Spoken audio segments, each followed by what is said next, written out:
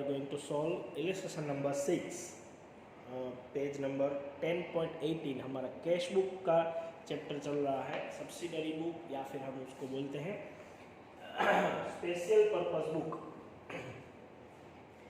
अब तक हमने 5 इलस्ट्रेशन तक सॉल्व कर लिए थे।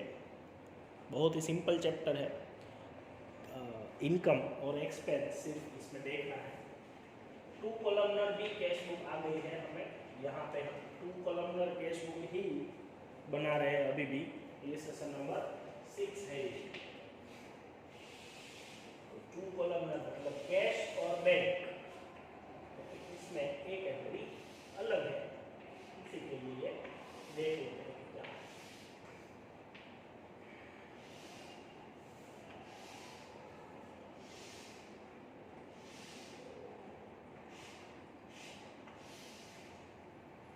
फॉर्मेट आपको पता है, डेट, रिसीट, एलएफ, पहले बैंक और कैश। इसमें कोई दिक्कत नहीं, आप पहले कैश लिखो या बैंक लिखो। डेट पेमेंट, एलएफ, बैंक और कैश, क्रेडिट और डेबिट। ओके, आपको पता ही है, रिसीट यहाँ पे लिखनी है, पेमेंट यहाँ पे लिखना है। बैंक की कॉलम और कैश की कॉलम अलग अलग रखी है हमने। तो बैंक में इनकम होगी तो यहाँ पे लिखेंगे, बैंक में से एक्सपेंस होगा तो यहाँ पे लिखेंगे। सिमिलरली कैश में भी वही, कैश की रिसीट यहाँ पे लिखेंगे और कैश का पेमेंट में वो क्रेडिट करेंगे। ओके, तो अब तक आपको बैलेंस दी गई थी, तो हम बैलेंस यहाँ पे debit side as a income लिख के हम स्टार्ट कर रहे थे। ये सम में एक टॉपिक अलग है, एक ही एंट्री अलग है सिर्फ, क्योंकि बैंक में ऑप्शन आते हैं, बैंक में माइनस बैलेंस जा सकती है, कैश में कभी माइनस बैलेंस नहीं जा सकती, क्योंकि आप कैश जितना आपके पास है उतना ही पे कर सकते हो। अगर आप उधार में एक्सपेंस करो या फिर कोई बाकी रखो पेमेंट, तो वो तो एंट्री आएगी नहीं इसमें, तो कैश माइनस नहीं जा सकती। लेकिन बैंक में अमाउंट माइनस में जा सकती है।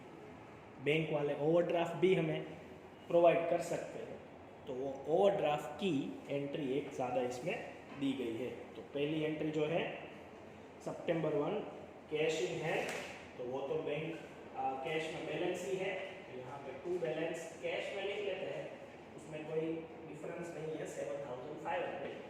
लेकिन बैंक में आपको बैंक ओवरड्राफ्ट दिया गया है, तो ओवरड्राफ्ट की बैलेंस हम क्रेडिट लिखेंगे, बाय बैलेंस लिखेंगे, लेकिन बैंक ओवरड्राफ्ट समझना है उसको।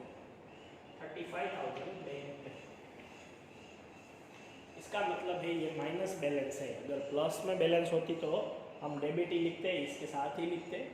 अगर बैंक ओवरड्राफ्ट है तो आपको क्रेडिट करना है, इतना ही याद रखना है सिर्फ।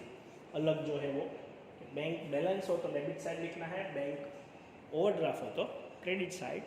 बैंक बैलेंस ही लिखना है आपको, लेकिन वो माइनस है इसलिए हमने साइड चेंज कर दी, क्रेडिट साइड लिख लिया।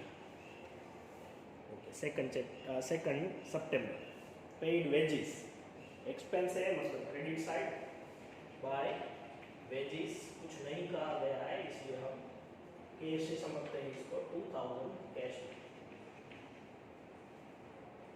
5th cash sales 70,000। Cash sales मतलब सेल्स हमने किया कैश में, तो कैश की इनकम हुई।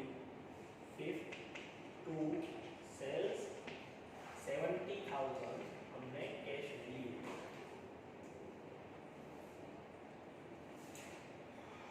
उसके बाद सितंबर 10 cash deposited in bank 40,000। Okay, cash हमने बैंक में डिपॉजिट की है 40,000, तो हमारी कैश गई, तो यहाँ पे हम एज ए एक्सपेंस लिखेंगे कैश में 40,000, क्योंकि हमारी कैश गई थी।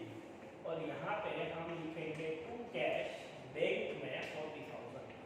कैश हमारी गई इसलिए हमने एक्सपेंस लिखा, और सामने उतना ही हमें बैंक बैलेंस मिला, मतलब कैश हमारी बैंक में ही गई, तो बैंक में इनकम हुई, इसलिए बैंक में एज ए इनकम लिखना है और कैश में एज ए एक्सपेंस। इस टाइप के जो ट्रांजैक्शन है उसको हम कॉन्ट्रा एंट्री बोलते हैं। तो यहाँ पे हम कॉन्ट्रा मतलब CLF में लिखेंगे। 15 सितंबर गुड्स परचेज्ड अगेंस्ट चेक 20,000। हमने गुड्स परचेज किया तो परचेज से एक्सपेंस होता है 15 बाय परचेज और हमने उसके सामने चेक दिया है इसलिए हम बैंक में लिखेंगे 20,000। क्या सितंबर 20 पेड रेंट 5,000। रेंट हमने पे किया है 5,000 का तो वो भी हम क्रेडिट करेंगे बाय रेंट 5,000 का। कैश में पे किया होगा इसलिए कैश में लिखते हैं क्योंकि चेक नहीं बोला गया है। सितंबर 25 due from bank for personal use 4,000। 25 bank में से हमने ड्राइंग्स किया है। पर्सनल यूज बोले तो वो ड्राइंग्स ही होगा। बैंक में से विड्रॉ किया है इसलिए हम बैंक की कॉलम में लिखेंगे और 4,000 लिखेंगे क्योंकि हमने बैंक में से विड्रॉ किया है। तो ड्राइंग्स होगा, पर्सनल यूज के लिए है वो और वो क्रेडिट होगा। Salary paid 10,000। हमने सैलरी पे की वो भी हमारा एक्सपेंस ही है तो 30 बाय सैलरी।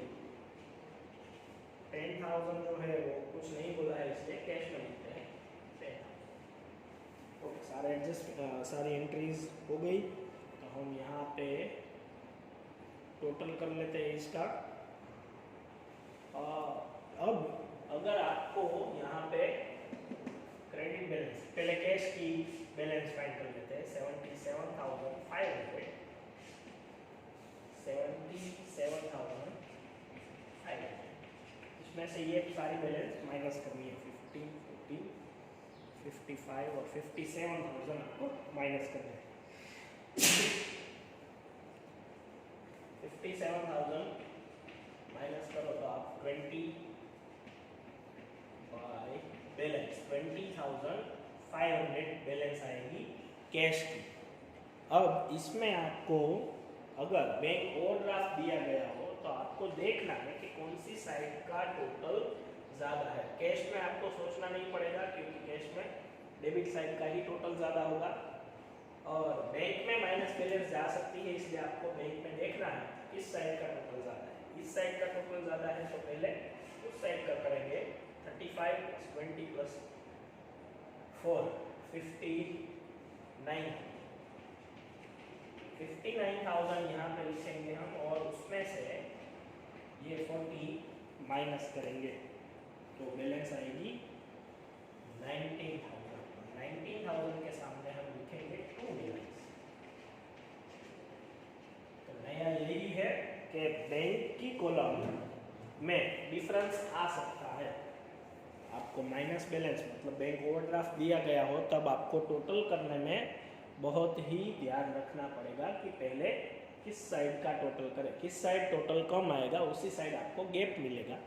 इसलिए पहले रफ वर्क में अगर ज़्यादा अमाउंट हो, यहाँ पे तो ऐसे ही दिख जाता है, अगर ज़्यादा अमाउंट हो तो आपको रफ में टोटल करके देख लेना चाहिए। ओके, अभी तक तो 2 कॉलमनर ही चल रहा है, उसके आगे हम 3 कॉलमनर भी करेंगे लेकिन इसके पहले ये बैंक ओवरड्राफ्ट की थोड़ी प्रैक्टिस कर लेंगे। Okay, thank you.